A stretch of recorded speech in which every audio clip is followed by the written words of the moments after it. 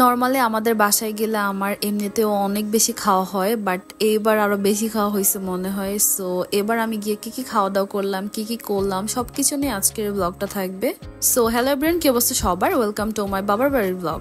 আমার জামাই হাতে গোনা কয়েকটা মাছ ছাড়া একদমই খেতে চায় না। সো আজকে যখন রুই মাছ রান্না করবে, আমি তো বলছি এগুলো একদমই খাবে না। পরে আমি বললাম যে ভর্তা করে দে, এইটা আবার সে ঠিকই খায়। সো আমি একটু ভর্তা করে দিচ্ছিলাম তাকে। আর এবার বাসায় গিয়ে মাকে বলছি যে উল্টাপাল্টা মাংস একদমই খাবো না, মাছ ভর্তা ভাজি ভাত এগুলাই খাবো, মানে মাংসটাকে স্কিপ করতে চাচ্ছিলাম। সো মা ঠিক ওইভাবেই রান্না করতেছিল আমাদের জন্য। আর এটা ছিল সন্ধ্যাবেলা একটা ক্লিপস।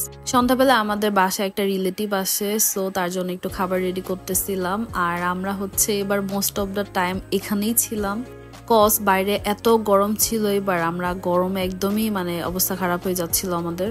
উপরে অনেকক্ষণ আড্ডা দেওয়ার পর আমাদের সবারই ক্রেভিং হয় একটু চা খাওয়ার জন্য। সো নিচে এসে দেখলাম মার হচ্ছে একদম মালাই একটা দুধ আছে।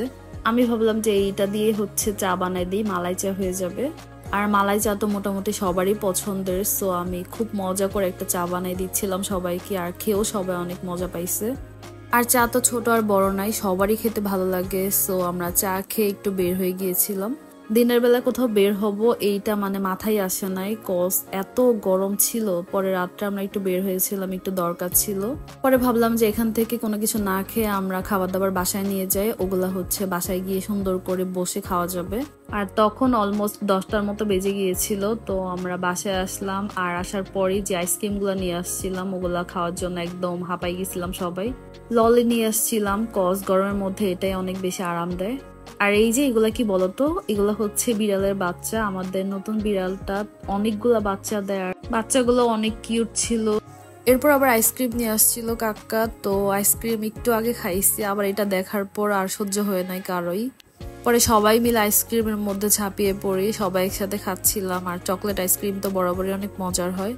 ডিনার শেষ করে আমরা গল্প করতেছিলাম আর আম খাচ্ছিলাম। আর আমার কাজিনরা বলতেছিল ওদের হাতে একটু মেহেদি অ্যাপ্লাই করার জন্য, সো ওদেরকে একটু মেহেদি পরাই দিচ্ছিলাম। আর এটা ছিল পরের দিনের একটা ক্লিপস। আব্বু হচ্ছে সকালে ঘুম থেকে উঠে আমাদের জন্য রুটি বানাচ্ছিল। আব্বু মাকে বলতেছিল দাও আজকে তোমার জামাইকে আমি সুন্দর করে নাস্তা বানাই দিই।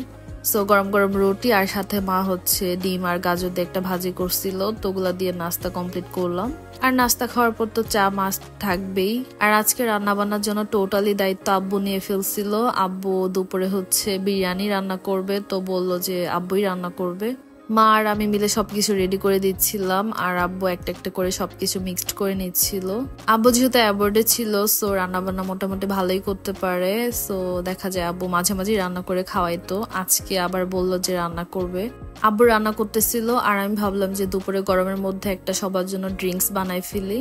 বাসায় আম ছিল অনেক, সো ভাবলাম যে আমের ড্রিঙ্কস বানাই। আর আম তো খুবই মজার খাবার, মানে আম হলে আমার আর না নাই।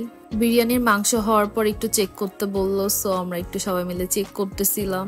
এরপর একটু পরপর গিয়ে আবার চেক করতেছিলাম যে আব্বুর বিরিয়ানি কতটুকু হলো। অনেকক্ষণ পর গিয়ে চেক করলাম যে বিরিয়ানিটা একদমই রেডি। সো এই যে বিরিয়ানির ফাইনাল লুক। বিরিয়ানি সবকিছুই ঠিক ছিল, লবণটা যদিও একটু কম ছিল, বাট ওভারঅল আলহামদুলিল্লাহ খুবই মজা ছিল। বিরিয়ানি হওয়ার পরপরই মা হচ্ছে একদম সবাইকে সার্ভ করতেছিল, কজ বিরিয়ানি বা খিচুড়ি এগুলো গরম গরম না খেলে খাবারের মজাই পাওয়া যায় না। আর আমার কাজিনরা কুনাফা চকলেট খাওয়ার জন্য পাগল হয়ে গিয়েছিল আমার ভিডিও দেখে, তাই ওদের জন্য বানিয়ে ফেলছিলাম। দেখতে যেমনই হোক না কেন এগুলা কিন্তু খেতে খুবই মজা হয়। আর এগুলো হচ্ছে সানা, এগুলা দিয়ে হচ্ছে মিষ্টি বানাবো। সো মিষ্টি বানাতে গিয়ে আমরা এমনিতেই খেয়ে ফেলতেছিলাম অনেক। পরে ভাবলাম যে আমরাই তো খাবো, সো সানা বানানোর কোনো দরকার নাই, এমনিতেই খেয়ে ফেলি। আমাদের কাছে এবার গিয়ে দেখলাম যে অনেক পেয়ারা আসছে, বাট এগুলো এখন অনেক ছোট, বড় হয় নাই। কয়েকটা একটু বড় হয়েছে, তো ওগুলো আমরা পাড়ানোর জন্য চেষ্টা করতেছিলাম।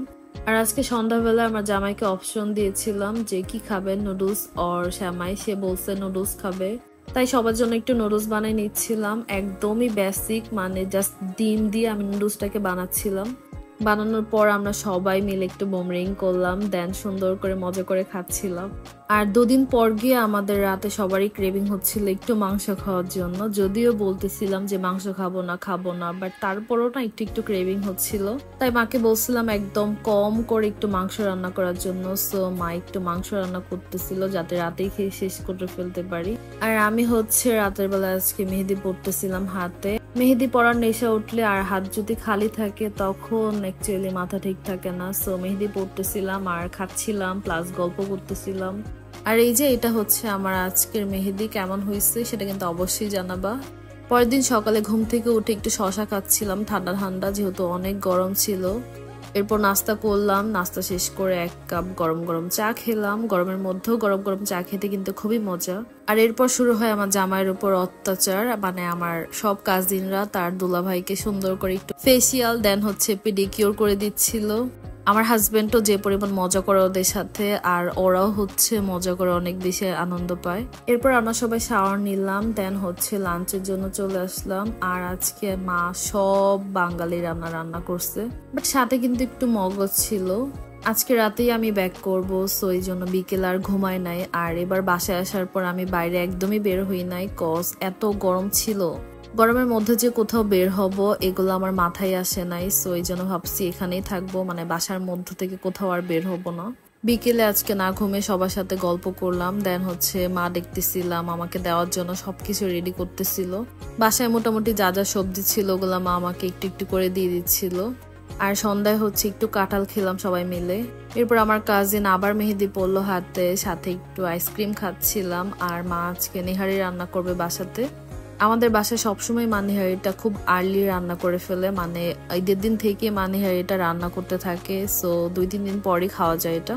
মাঝখানে যদিও আর অনেক কিছু খাওয়া হয়ে গেছে, বাট সবকিছুর ভিডিও ক্লিপস নেওয়া হয় নাই। আর রাতে হচ্ছে এই যে রুটি বানাইছিল, দেন নিহারি রান্না করলো। এইগুলার কম্বো আসলে খুবই মজা, মানে যারা খায় তারা অ্যাকচুয়ালি বুঝতে পারবে নিহারির মজাটা কেমন। আর এগুলাই ছিল আমার গ্রামের অ্যাক্টিভিটিস। আই হোপ আমার ভিডিও তোমাদের ভালো লেগেছে। Please don't forget to like, comment and share. Bye by.